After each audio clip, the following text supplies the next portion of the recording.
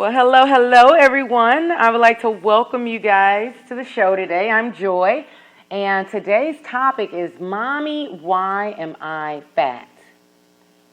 Mommy, why am I fat? Kids ask us a lot of questions all the time. They're inquisitive. They want to know some things. They're learning about life. They're learning about themselves. They're learning about the world that they live in. And if you have a child that's overweight, then that's going to be a question that they are going to ask you. And so what I find interesting is this. It all started because of a post that I posted online. I saw an image of a little girl. Now I know who it is. I didn't know who it was at first, but I guess she's on a reality TV show called Honey Boo, or her name is Honey Boo on the show, Honey Boo Boo or something like that. And she's obviously extremely overweight, and not only was the image depicting that, but it also showed her in a very revealing outfit. I guess she was doing some type of pageant or something like that. But it just really fired me up. And I'm always focused on what's a solution, not necessarily just stating a problem, because you can just state problems all day long. But it's always in your best interest to either want to know how to be part of a solution, and if you're talking with someone or you're speaking with someone, then that person needs to know how and why they should make different choices. How and why they should make different choices. Our jobs in the world is not to go through and point at other people and explain to them why they should make different choices. They have to want to. They have to want to. But sometimes we can bring things up that maybe they just didn't consider at first. They just didn't consider at first, because we are in this world and we're supposed to help one another. So I always want to come from a standpoint of help and not hinder and not hurt and not bash, because those things, it just doesn't solve anything. But I do want to share, because that's what this is all about. And people sometimes, when they get new information, they make new choices. Each person listening right now, you're making better choices today than you made 10 years ago or 20 years ago. Because why? You have new information now. So you are making better choices. And that's what we want for ourselves. That usually is what we want for our children. And so you always want to assume that, all things being equal, they truly want to do what's in the best interest of their child. Because we all usually do. But sometimes we can allow certain things to influence us that maybe causes us to make choices that's not in our best interest. So as it relates to children and gaining weight, that's a serious issue. The children, just like the obesity epidemic, is affecting adults, it's affecting children in a major way. That's why not only children are becoming obese, but they are also getting juvenile diabetes and having all these issues with their health and with their energy levels that they should not be having issues with at all. So, Mommy, why am I fat? What do you say to your child when they say that? If you're in a household where the whole family is overweight, then you may maybe that wouldn't even come up, because you all have the same lifestyle and you've all accepted it.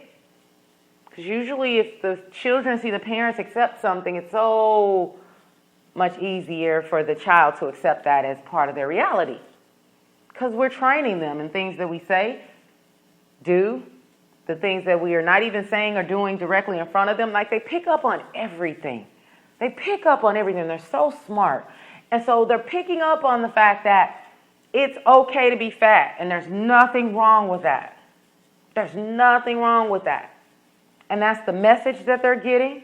So the behavior that they have continues to basically just complement that feeling that they have, that statement, that's their reality. It just confirms each other. So what do you do? What do you do to prevent it?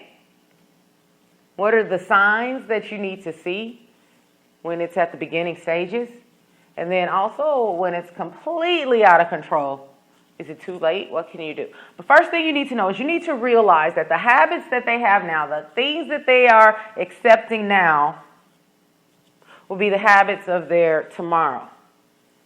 So just know that when they are in their 20s, 30s, and 40s, and let's say they at that point make a choice to lead a healthy lifestyle, now they have to have different behaviors.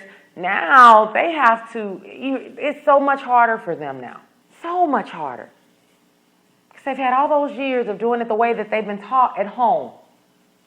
Taught by your actions and your behavior. So now that's what they know, that's what they do, that's what they're comfortable with. They don't even have to think anymore. We see where we did things like that with our children, and it's to their benefit, teaching them to tie their shoe. So you taught them, when they got it all wrong, you helped them and you stayed on them and you continued, and then one day, bam, they got it. Now, for the rest of their lives, you don't ever have to hear them say, "Mommy, how can I tie my shoe?" They got it. Thanks to your help, they will do it for the rest of their lives. Boom, you just helped your child. But when it deals with something negative and you are the one that made it their reality, you are the one that fed it every day, because you feed an addiction, you feed habits, then you are the one that's responsible. Just like you're responsible for them knowing how to tie their shoe, and that's a good thing, you're also responsible for their bad habits that they have to unlearn or have a decreased quality of life because they never unlearned it. And it was a part of their life from life to death. That was a part of their life. And it's thanks to you. As parents already, we cannot do everything right. We can't get it all right. We're going to make some mistakes. Some may be small, some may be big. We're going to make mistakes. I'll never forget a mistake I made with my daughter. When she was little, I nursed all my kids. And when I stopped nursing and I transitioned her, I basically was transitioning her off. So to transition her off, you basically put the breast milk in a little bottle type thing. And so I had it in a bottle, and I'll never forget one night, they wake up in the middle of the night because they're hungry. And so I had this bottle, and I would give her the bottle. And then, maybe an hour or two later, she would cry for more, so I would give her some more. And I get up in the morning. Now, keep in mind, you're doing this, you're kind of half asleep. And so I get up in the morning, and I look, and I was livid. I looked down at the bottle, and apparently it was a defective bottle. So the nipple, a defective nipple, the nipple on the bottle did not have a piercing in it. So it was closed off. So that whole night, when I thought I was getting up to feed her, she was not even getting the nourishment that she needed throughout the night. That whole night. Like now I look back and obviously she's fine, she's healthy, but I think about it and I'm like, man, when that first happened, I was like, oh, I feel so bad. My baby didn't have anything all night long. When she kept getting up for more, nothing was, it didn't come out for her. So there's going to be mistakes that we make. Some big, some small, all over the place. And I'm telling you, the ones that you know were mistakes, you don't forget those mistakes. You're like, how could I let that happen? But you do move on. You got to move on because it's over with now. There's nothing you can do about it. You can't go back into the past, erase anything. But when you get new information, you can make new choices as it relates to your children. And if you want your children to have the best in life, then obviously one of the best things that you can offer them is health. And the best way to offer them that is, number one, for you to be the example so that they see that it truly is something that you believe in. And number two, to enforce it with your children, to introduce them to it, to allow it to be a part of their lives so it's not this foreign thing, or not to allow your child for you to say, oh, well, yeah, my child is a picky eater, so they won't eat this or they won't eat that. So when the smoke clears, all they'll eat is French fries, hamburgers, and chicken. Like, okay, yeah, I bet they are picky. If they got you bamboozled into thinking that they won't eat anything else, just those 3 items, and you keep giving them those 3 items, then you're enabling them. You're enabling them to say that and to live that. So you just have to make better choices. You are the parent. You have responsibilities, and you can't just toss the responsibilities aside and let them do any and everything that they want to, because they don't know everything yet. That's why they have you. If they knew everything as soon as they came out, then that would be a different story. Then you could just send them off and they can go ahead and start making all of their own choices. But as of right now, if they're in your household, they need you. They need your guidance. They need your knowledge. So you can't take the most important responsibility in the whole wide world and just make light of it or ignore it or abuse it. And so you have to say, what can I do? How can I do it? And it all starts with paying attention to your child. Paying attention to them. One thing that I've learned, and this is something especially with my kids personally, and when we have kids camps in the summer, is I noticed that the kids really, oh my goodness, guys, it's so easy to get them to do the right things as it relates to health and fitness. I'm talking eating, nutrition, the way they think about it. I'm talking fitness. It's so easy to get them to do it if you're doing it with them, instead of just telling them, don't. It's like you smoke 3 packs of cigarettes a day but tell them not to. Doesn't work like that. Have to lead by example. So if for no other reason, if you don't want to do it for your own health and your own lifespan, do it for theirs. But it's so easy to get them to change their behaviors. Number one, they haven't had the years that you've had with holding on to that bad habit. So maybe they've only had it for 10 years, whereas you've had it for 30 or 40. So it's easier to get them to change because they haven't had it for that long. But one of the things you have to do is you have to make it fun for kids in the beginning. You have to make it kind of interesting. So let them come in the kitchen and cook with you. Chop up their food into different pieces because they like to be able to have finger foods. Chop it up.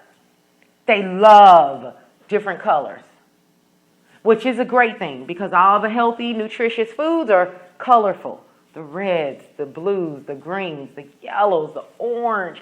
They're all these beautiful, bright colors that do magic almost in the body, because we're putting in the preferred fuel of the body. So you start there. You start with number one, having it in your house, because if you don't have it in your house, they can't get it into their bodies. So you got to have it in your house first.